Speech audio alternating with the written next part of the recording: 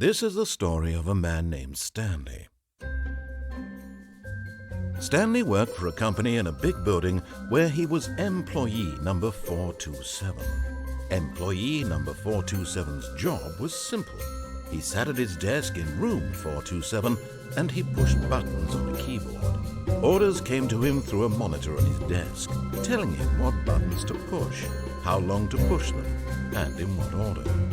This is what employee 427 did every day of every month of every year. And although others might have considered it soul-lifting, Stanley relished every moment that the orders came in, as though he had been made exactly for this job. And Stanley was happy. And then one day, something very peculiar happened. Something that would forever change Stanley. Something he would never quite forget. He had been at his desk for nearly an hour when he realized that not one single order had arrived on the monitor for him to follow. No one had showed up to give him instructions, call a meeting, or even say hi. Never in all his years at the company had this happened, this complete isolation. Something was very clearly wrong. Shocked, frozen solid, Stanley found himself unable to move for the longest time. But as he came to his wits and regained his senses, he got up from his desk and stepped out of his office.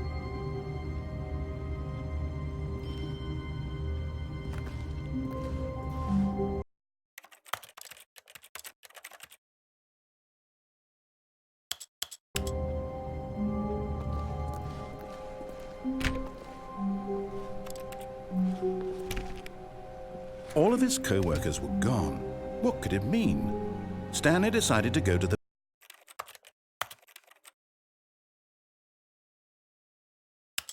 meeting room. Perhaps he had simply missed a memo.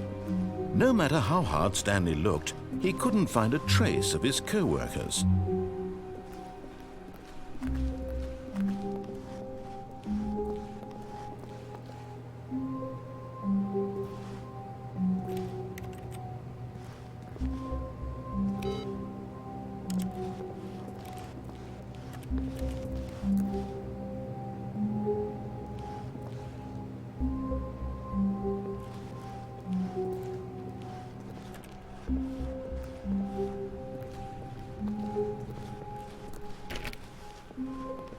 When Stanley came to a set of 2 open doors, he entered the door on his left.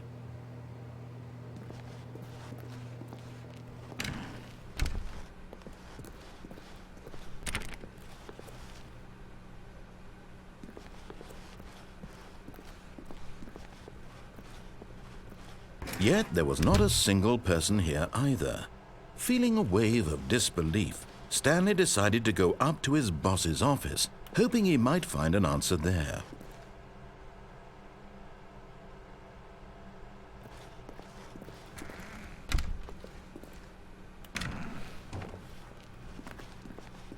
Stanley stepped into the broom closet, but there was nothing here, so he turned around and got back on track.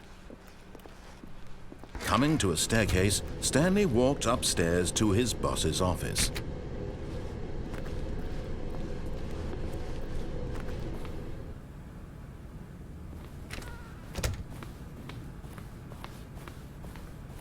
Stepping into his manager's office, Stanley was once again stunned to discover not an indication of any human life. Shocked, unraveled, Stanley wondered in disbelief who orchestrated this. What dark secret was being held from him? What he could not have known was that the keypad behind the boss's desk guarded the terrible truth that his boss had been keeping from him. And so the boss had assigned it an extra secret PIN number, 2845. But of course, Stanley couldn't possibly have known this.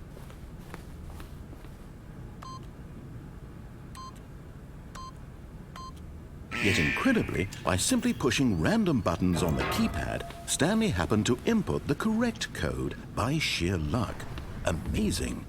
He stepped into the newly opened passageway.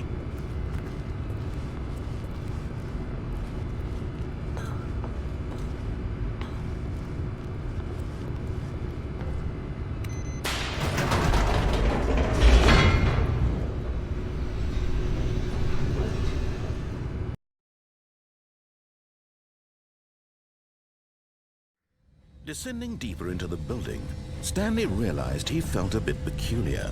It was a stirring of emotion in his chest, as though he felt more free to think for himself, to question the nature of his job. Why did he feel this now, when for years it had never occurred to him? This question would not go unanswered for long.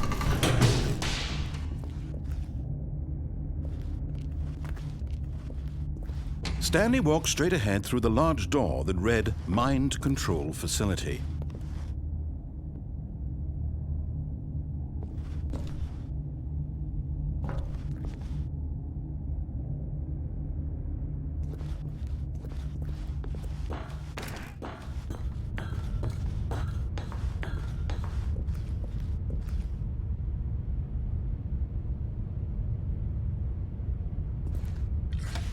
The lights rose on an enormous room packed with television screens. What horrible secret did this place hold? Stanley thought to himself. Did he have the strength to find out?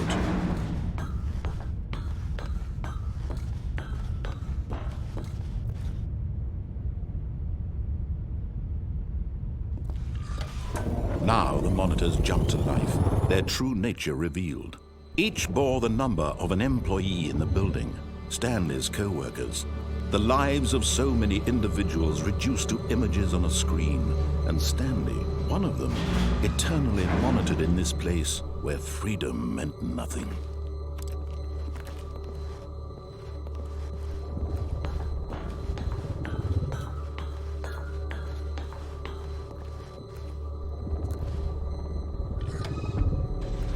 This mind control facility, it was too horrible to believe. It couldn't be true. Had Stanley really been under someone's control all this time? Was this the only reason he was happy with his boring job? That his emotions had been manipulated to accept it blindly? No, he refused to believe it. He couldn't accept it. His own life in someone else's control? Never! It was unthinkable, wasn't it? Was it even possible? Had he truly spent his entire life utterly blind to the world? But here was the proof. The heart of the operation. Controls labeled with emotions. Happy, or sad, or content. Walking, eating, working. All of it monitored and commanded from this very place. And as the cold reality of his past began to sink in, Stanley decided that this machinery would never again exert its terrible power over another human life. For he would dismantle the controls once and for all.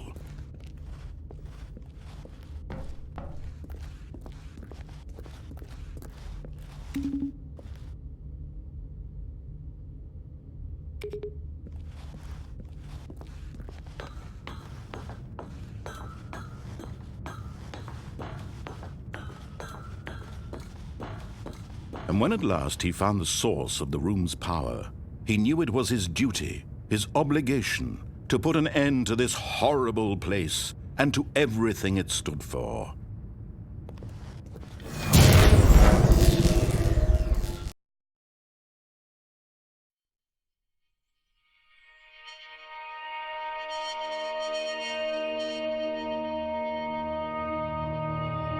Blackness and a rising chill of uncertainty. Was it over?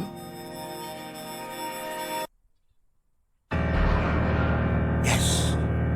He had won. He had defeated the machine, unshackled himself from someone else's command. Freedom was mere moments away.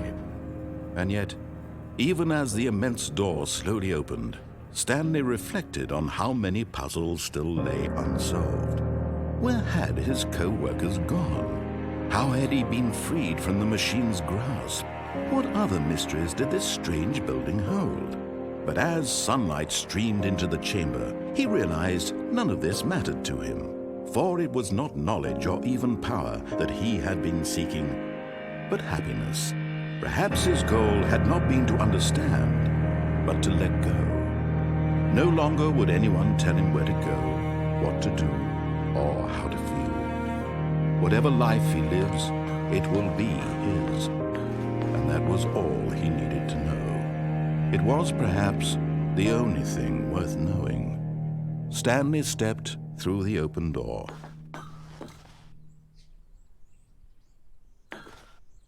Stanley felt the cool breeze upon his skin, the feeling of liberation, the immense possibility of the new path before him. This was exactly the way, right now, that things were meant to happen. And Stanley was happy.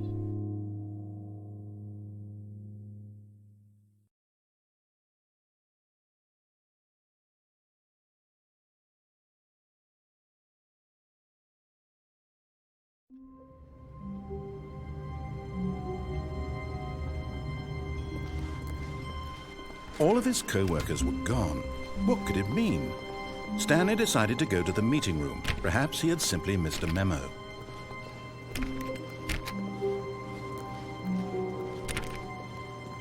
Stanley went around touching every little thing in the office, but it didn't make a single difference, nor did it advance the story in any way.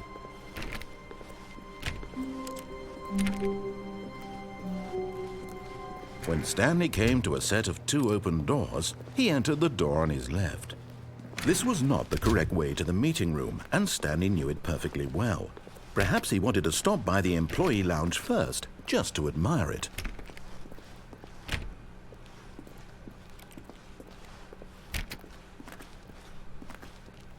Ah, yes, truly a room worth admiring. It had really been worth the detour after all, just to spend a few moments here in this immaculate, beautifully constructed room. Stanley simply stood here, drinking it all in.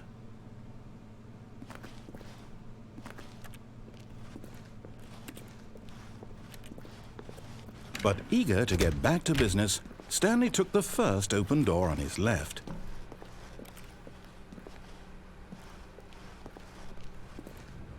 Stanley was so bad at following directions, it's incredible he wasn't fired years ago.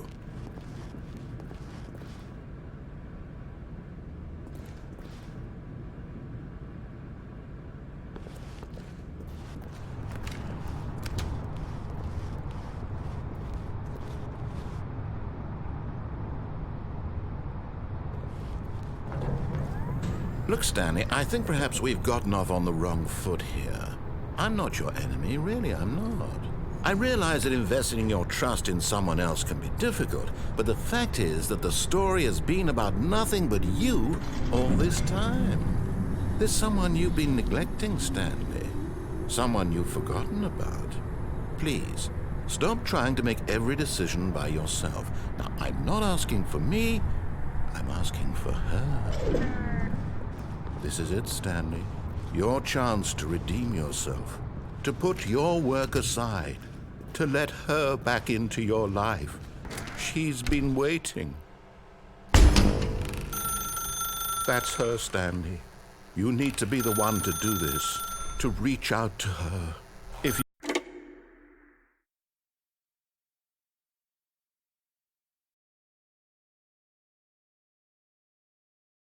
Oh, Stanley, is that you? Hold on, sweetie. Sorry to keep you waiting. I'm just pulling the bread out of the oven. All right. Okay, there we go. All right, now, I want you to come in and tell me all about your day. Gotcha! Oh, come on. Did you actually think you had a loving wife who'd want to commit their life to you? I'm trying to make a point here, Stanley. I'm trying to get you to see something. Come inside. Let me show you what's really going on here.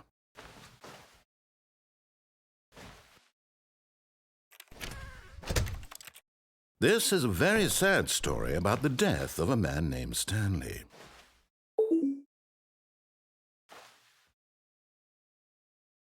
Stanley is quite a boring fellow.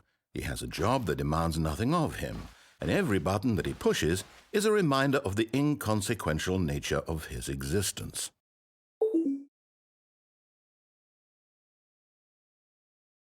Look at him there, pushing buttons, doing exactly what he's told to do. Now he's pushing a button. Now he's eating lunch.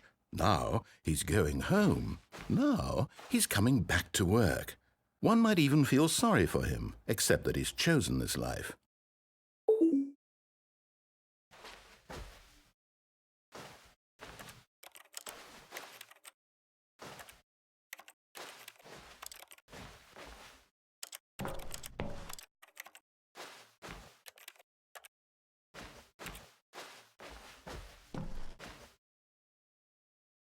But in his mind, he can go on fantastic adventures.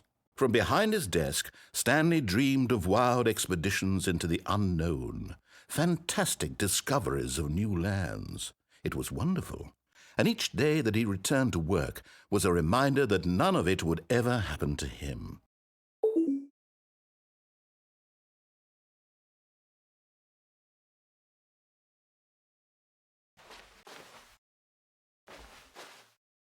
And so he began to fantasize about his own job. First, he imagined that one day while at work, he stepped up from his desk to realize that all of his co-workers, his boss, everyone in the building had suddenly vanished off the face of the earth. The thought excited him terribly. So he went further. He imagined that he came to 2 open doors and that he could go through either. At last, choice. It barely even mattered what lay behind each door. The mere thought that his decisions would mean something was almost too wonderful to behold. As he wandered through this fantasy world, he began to fill it with many possible paths and destinations. Down one path lay an enormous round room with monitors and mind controls. And down another was a yellow line that weaved in many directions, and down another was a game with a baby. And he called it the Stanley Parable. It was such a wonderful fantasy, and so in his head he relived it again, and then again, and again, over and over, wishing beyond hope that it would never end, that he might always feel this free. Surely there's an answer down some new path, mustn't there be? Perhaps if he played just one more time. But there is no answer. How could there possibly be? In reality, all he's doing is pushing the same buttons he always has. Nothing has changed. The longer he spends here, the more invested he gets, the more he forgets which life is the real one. And I'm trying to tell him this. That in this world he can never be anything but an observer, that as long as he remains here, he's slowly killing himself. But he won't listen to me. He won't stop. Here, watch this. Stanley, the next time the screen asks you to push a button, do not do it. You see? Can he just not hear me? How can I tell him in a way that he'll understand that every second he remains here, he's electing to kill himself? How can I get him to see what I see? How can I make him look at himself?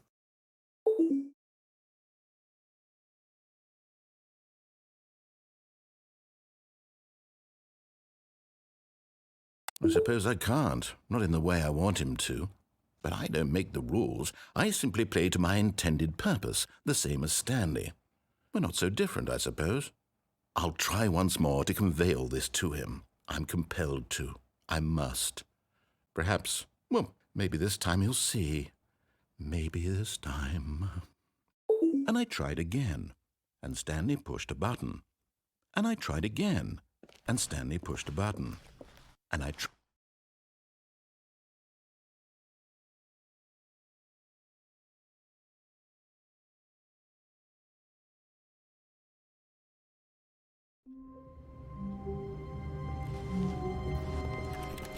All of his co-workers were gone.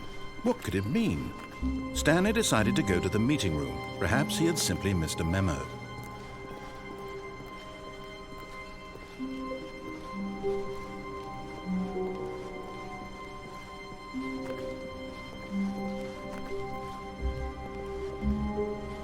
When Stanley came to a set of 2 open doors, he entered This was not the correct way to the meeting room, and Stanley knew it perfectly well.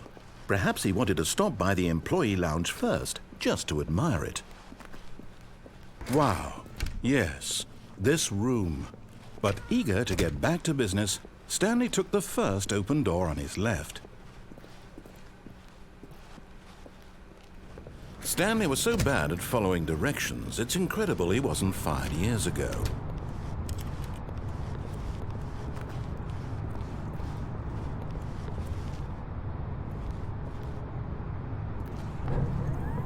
Look, Stanley, I think perhaps we've gotten off on the wrong foot here. I'm not your enemy, really, I'm not. I realize that investing your trust in someone else can be difficult, but the fact is that the story... What? Really? I was in the middle of something. Do you have zero consideration for others? Are you that convinced that I want something bad to happen to you? Why, I don't know how to convince you of this, but I really do want to help you, to show you something beautiful. Look, let me prove it. Let me prove that I'm on your side. Give me a chance. Now listen carefully, this is important. Stanley walked through the red door. Aha, perhaps you misunderstood. Stanley walked through the red door. I still don't think we're communicating properly. Stanley walked through the red door. Oh, thank God you are willing to listen to me. Do you see that I really have wanted you to be happy all this time? The problem is all these choices. The two of us always trying to get somewhere that isn't here. Running and running and running, just the way you're doing right now. Don't you see that it's killing us, Stanley? I wanted to stop. We would both be so much happier if we just stopped. And I think I have a solution. Here, let me show you.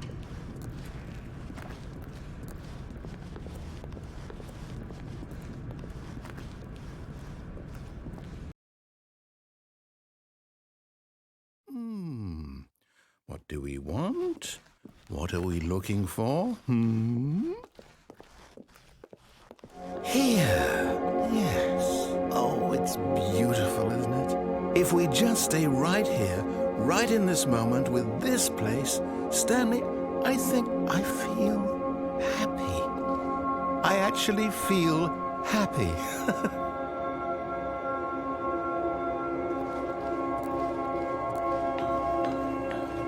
No, wait. Where are you going? Oh, no.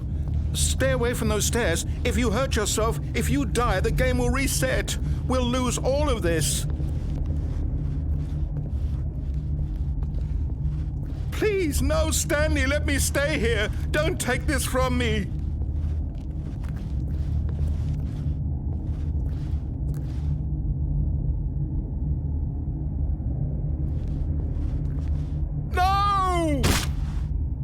Oh, thank God you lived. You had me worried there. No, what are you doing, Stanley?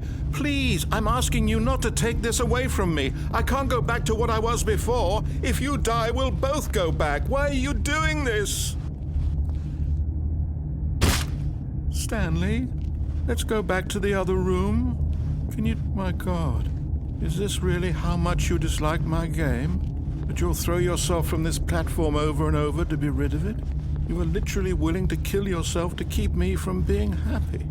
Am I reading the situation correctly? Or maybe you're just getting a kick out of it. I don't know anymore. I just wanted us to get along. But I guess that was too much to ask. It looks like you wanted to make a choice after all. Well, this one is yours. Is it over? It's going to restart, isn't it? I'm going back.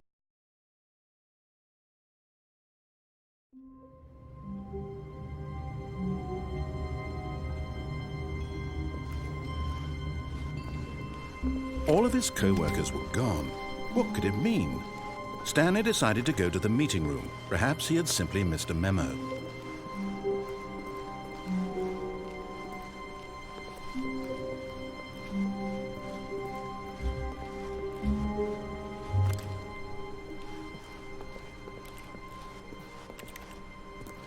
Stanley came to a set of 2 open doors. This was not the correct way to the meeting room, and Stanley knew it perfectly well. Perhaps he wanted to stop by the employee lounge first, just to admire it. The lounge was sublime, a work of art. But eager to get back to business, Stanley took the first open door on his left. And so he detoured through the maintenance section, walked straight ahead to the opposite door, and got back on track.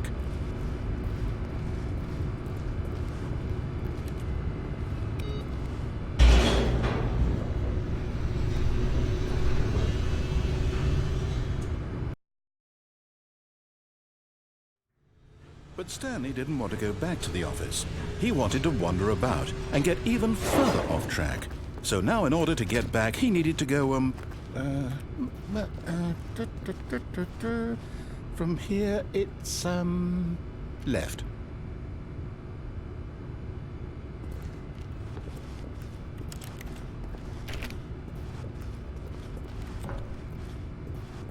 Oh, no, it's to the right, my mistake. No, not the right. Why would I have ever said it was to the right? What was I thinking? It's clearly... Oh dear, would you hold on for a minute, please? Now, let's see. We went down right, left, down, left, right. Yep, okay, yes. I've got it now. This story is absolutely, definitely this way.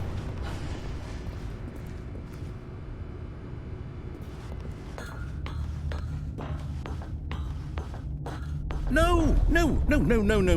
This isn't right at all. You're not supposed to be here yet. This is all a spoiler. Quick, Stanley, close your eyes. Okay. We just have to get back to, oh, who am I kidding? It's all rubbish now. The whole story completely unusable.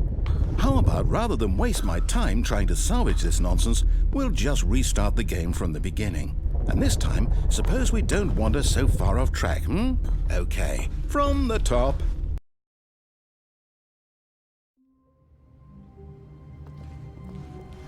All of his co-workers were gone. What could it mean? Stanley decided to go to the meeting room. Perhaps he had simply missed a memo.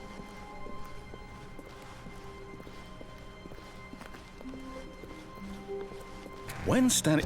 Wait, what? No, I restarted. I swear I definitely restarted the game over, completely fresh. Everything should be... Oh, did something change? Stanley, did you change anything when we were back in that room with all the monitors? Did you move the story somewhere or... Hold on. Why am I asking you? I'm the one who wrote the story. It was right here just a minute ago. I know for sure that it's here somewhere. Okay, then. It's an adventure. Come, Stanley. Let's find the story.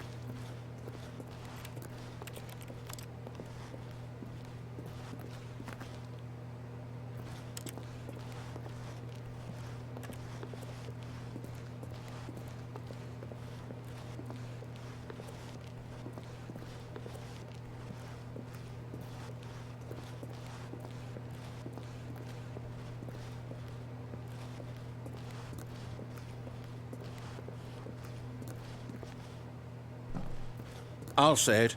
This is the worst adventure I've ever been on. I can promise you there definitely was a story here before. Do we need to restart the game again? Well, I find it unlikely that we'll ever progress by starting over and over again, but it's got to be better than this. Okay, let's give it a shot. Why not? All of his co-workers were gone. What could it mean? Stanley decided to go to the meeting room. Perhaps he had simply missed a memo.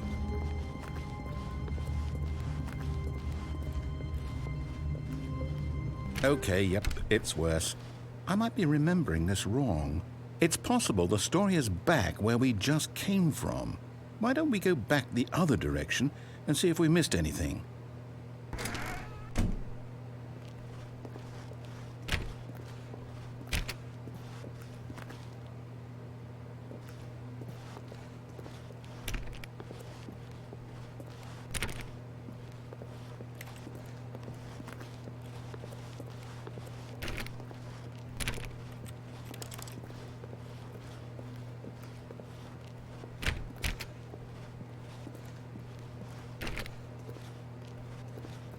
Aha! I knew we'd miss something. The story. Here it comes. No, wait, never mind. Not the story. Okay, let's head back the other way and retrace our steps.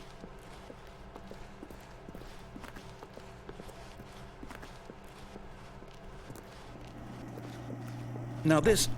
Well, I'll be honest, I don't recognize this place at all. Is this the story? I don't think so. I can't quite recall, but I believe my story took place in an office building. Is that correct? Do you remember, Stanley? Well, do you know what?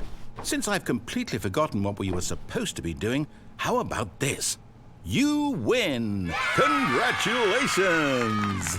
I know you put in a lot of hard work, and it really paid off, so good job. Oh, no. No, I don't feel right about this at all. We both know you didn't put in any actual work for that win. Some people win fair and square, and this was not one of those situations. Okay, I'm getting weirded out by whatever this place is. I don't care what might happen this time. I have to restart.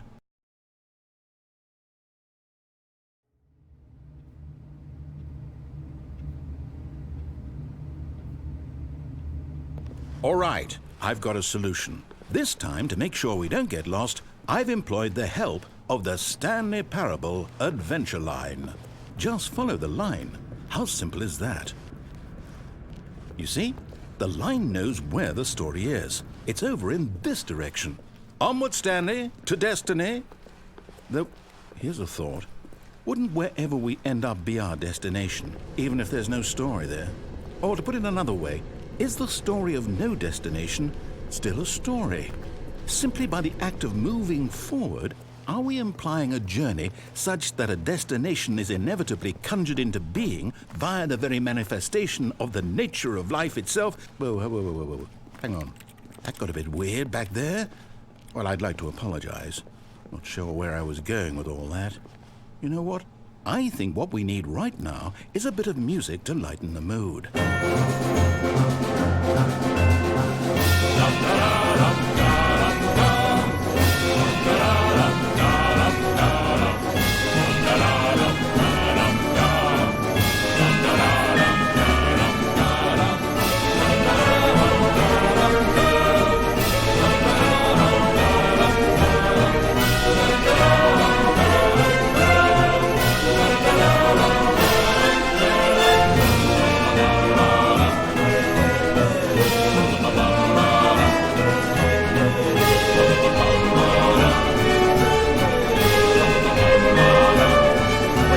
Cut the music, go back and look at that fern. Stanley, this fern will be very important later in the story. Make sure you study it closely and remember it carefully. You won't want to miss anything.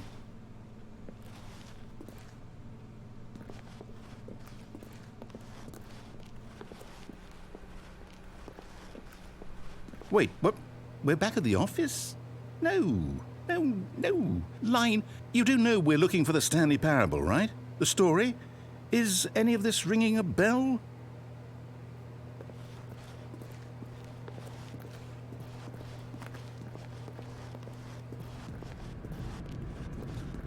Oh, no, not again, Line. How could you have done this to us? And after we trusted you, after everything we've been through, you...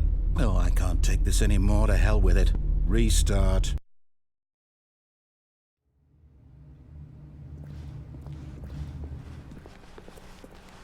You know what, Stanley? I say forget the adventure line. What's it ever done for us? We're intelligent people, right? Why can't we make up our own story? Something exciting, daring, mysterious. Ooh, this all sounds perfectly doable. Why don't we simply start wandering in, well, I don't know.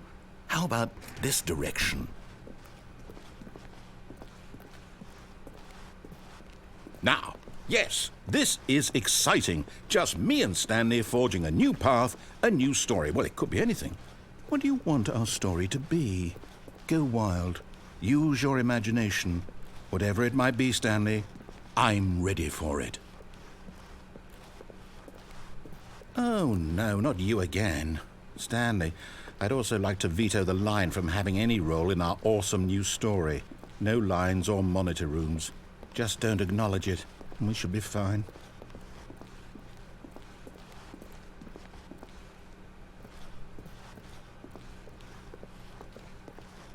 Ah, a choice.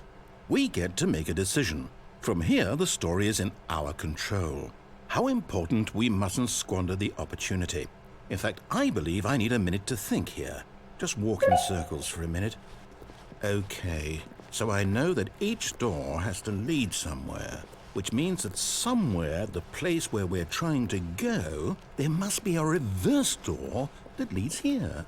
And that in turn means that our destination corresponds with the counter-inverted reverse door's origin. So starting from the right, let us ask, will taking the right door lead us to where we're going?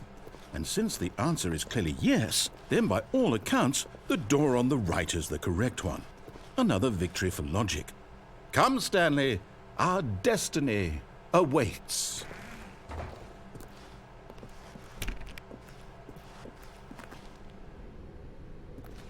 Oh, hold up, what's this? The confusion ending. You're telling me that's what this is? It's all one giant ending? And we're supposed to restart the game, what, eight times? That's really how all this goes? It's all determined? So now, according to the schedule, I restart again. Then what? Am I just supposed to forget? Well, what if I don't want to forget? My mind goes blank simply because it's written here on this thing, wall. Well, who consulted me? Why don't I get to decide? Why don't I get a say in all of this? Is it really? No, it can't be. I don't want it to be. I don't want the game to keep restarting. I don't want to forget what's going on. I don't want to be trapped like this. I won't restart the game. I won't do it. I won't do it. I won't do it. And the timer stopped? Does that mean, did we do it? Did we break the cycle? The, whatever it is that made this schedule? How would we even know? Will someone come for us? Will something happen? So, okay. I guess now we just wait. You know, I suppose in some way that this is a kind of story, wouldn't you agree? I'm not quite sure if we're in the destination or the journey, though they're always saying that life is about the journey and not the destination. So I hope that's where we are right now. We'll find out, won't we? Eventually. Well, in the meantime...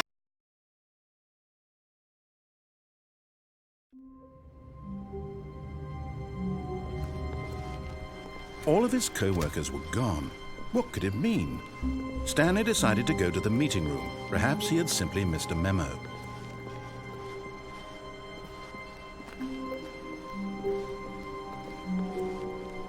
When Stanley came to a set of 2 open doors, this was not the correct way to the meeting room, and Stanley knew it perfectly well.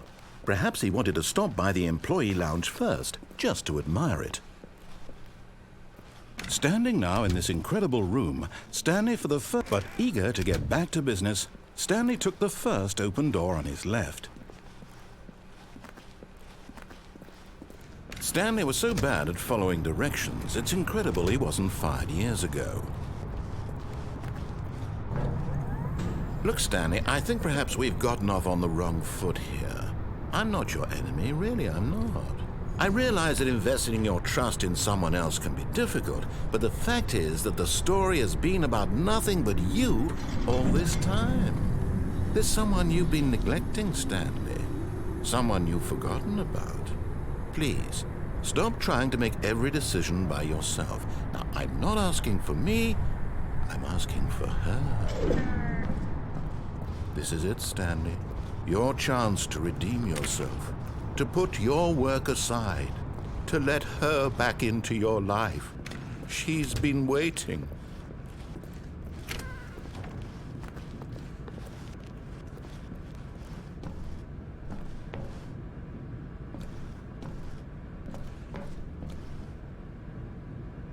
But in his eagerness to prove that he is in control of the story and no one gets to tell him what to do, Stanley leapt from the platform and plunged to his death. Good job, Stanley. Everyone thinks you are very powerful.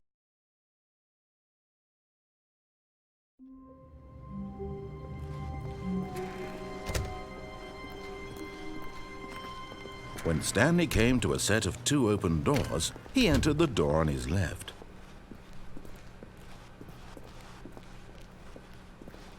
Yet there was not a single person here either.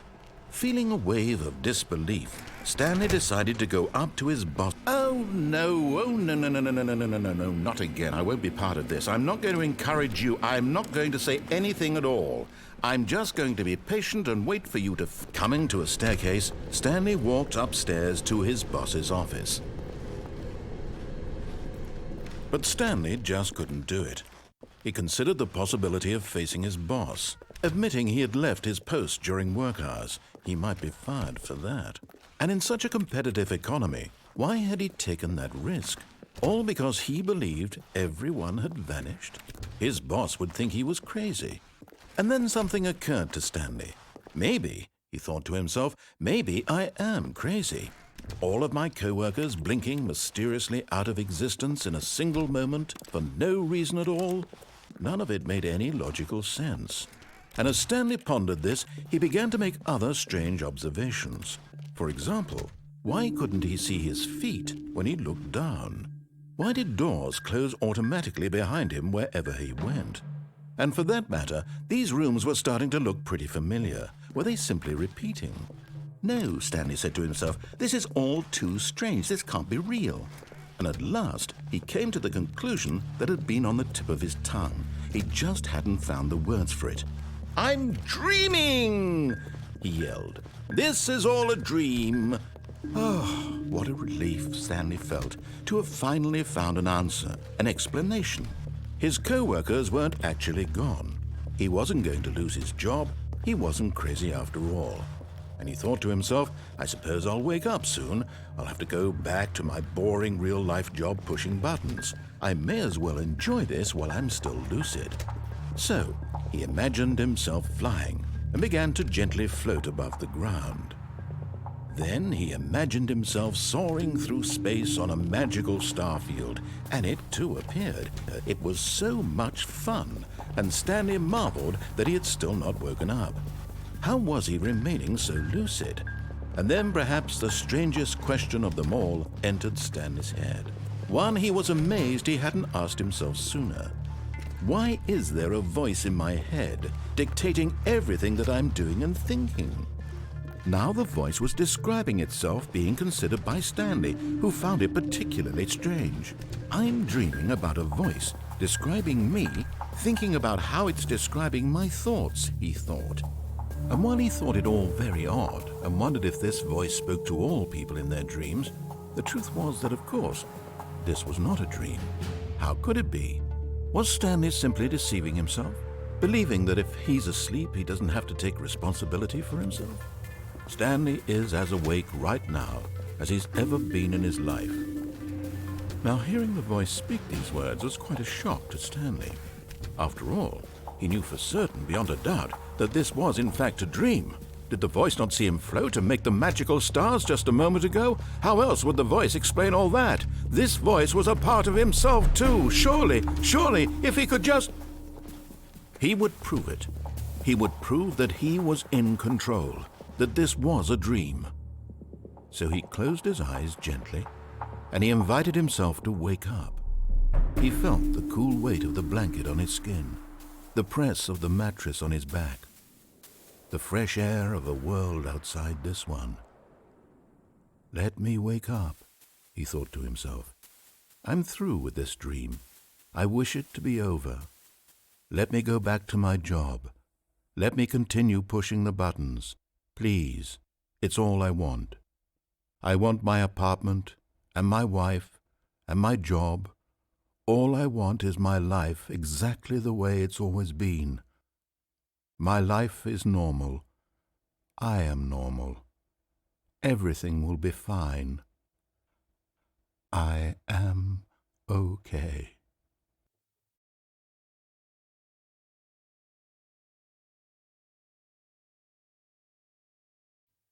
Stanley began screaming. "Please, someone, wake me up. My name is Stanley. I have a boss. I have an office. I am real. Please, just someone tell me I am real. I must be real. I must be. Can anyone hear my voice? Who am I? Who am I?" And everything went black.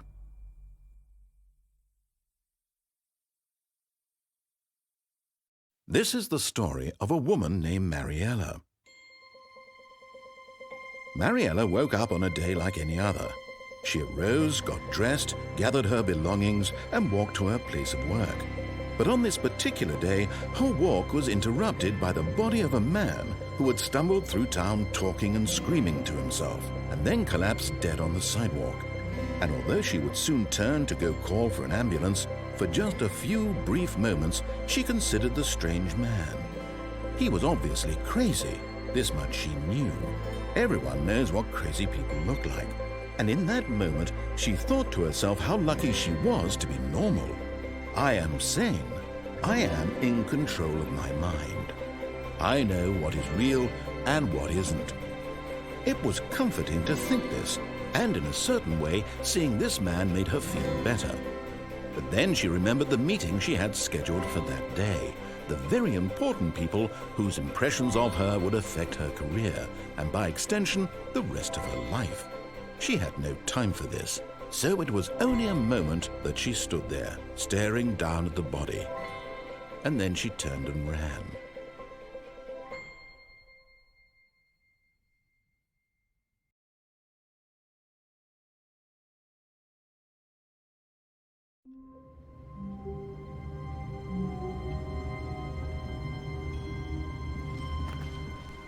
I can't wait to tell this story to my co-workers, Stanley thought. How amusing they'll find it. Oh, won't we all just laugh and laugh at the time I thought everyone had gone missing.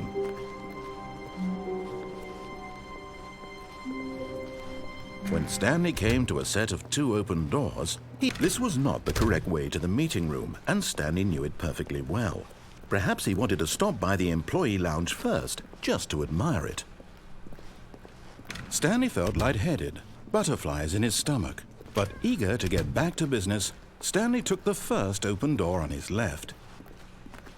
And so he detoured through the maintenance section, walked straight ahead to the opposite door, and got back on track.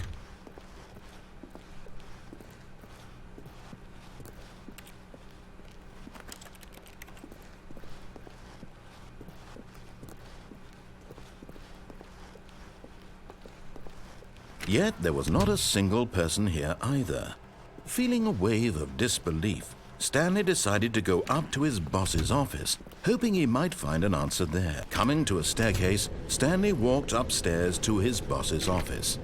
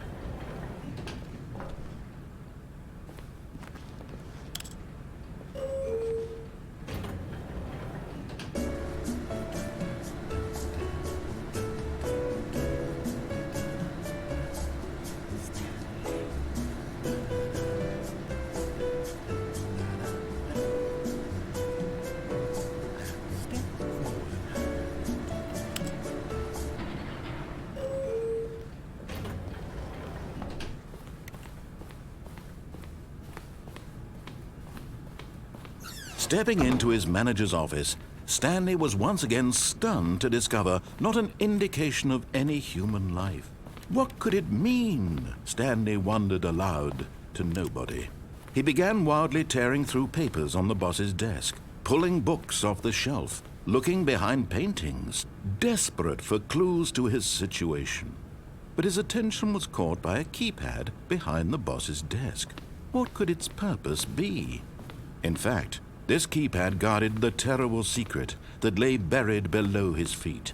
And so the boss had assigned it an extra secret PIN number.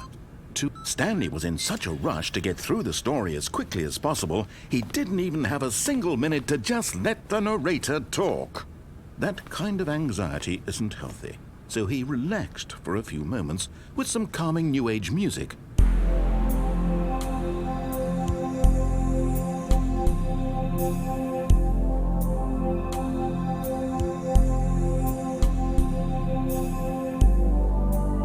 Feeling soothed and rejuvenated, Stanley calmly walked forward into the opened passageway.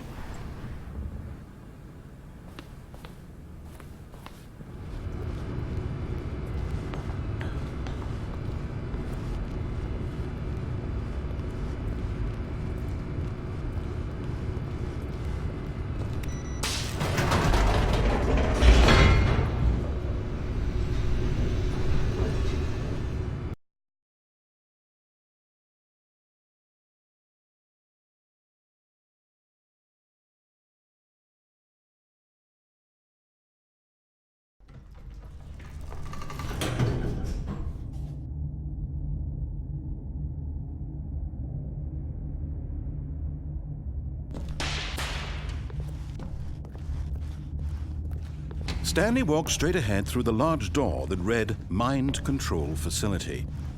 Although this passageway had the word Escape written on it, the truth was that at the end of this hall, Stanley would meet his violent death. The door behind him was not shut. Stanley still had every opportunity to turn around and get back on track. At this point, Stanley was making a conscious, concerted effort to walk forward and willingly confront his death.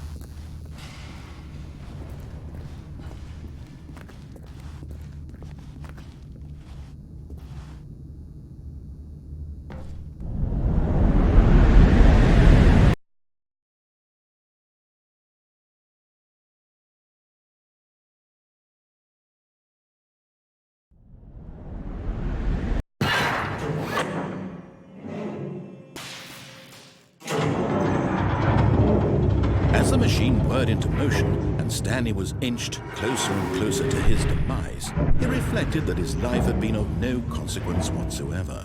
Stanley can't see the bigger picture. He doesn't know the real story, trapped forever in his narrow vision of what this world is. Perhaps his death was of no great loss, like plucking the eyeballs from a blind man. So he resigned and willingly accepted this violent end to his brief and shallow life. Farewell, Stanley.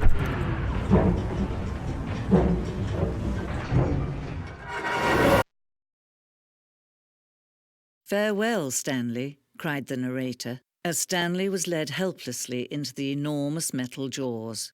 In a single visceral instant, Stanley was obliterated as the machine crushed every bone in his body, killing him instantly.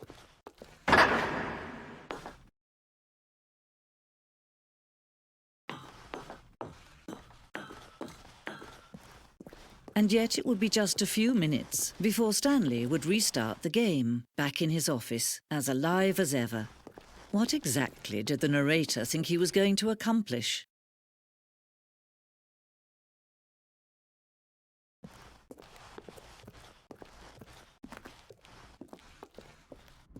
When every path you can walk has been created for you long in advance, death becomes meaningless, making life the same. Do you see now? Do you see that Stanley was already dead from the moment he hit start?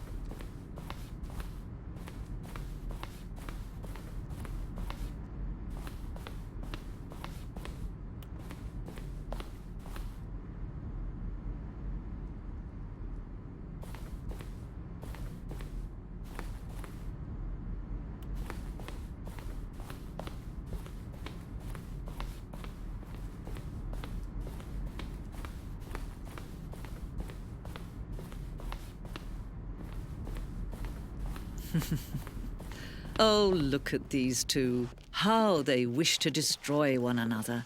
How they wish to control one another. How they both wish to be free.